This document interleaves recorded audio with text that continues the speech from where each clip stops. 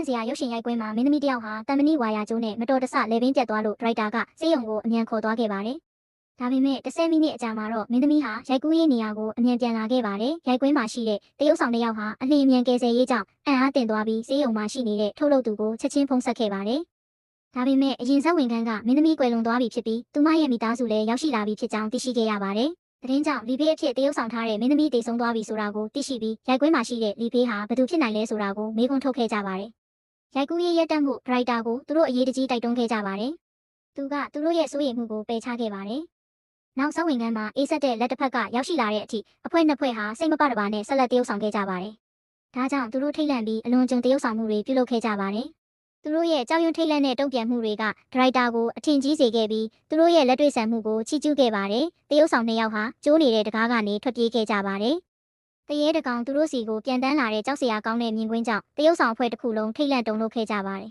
။ထိတ်လန့်စရာဇာတ်လမ်းတွေကိုနှစ်သက်ရင် subscribe လုပ်ပါ။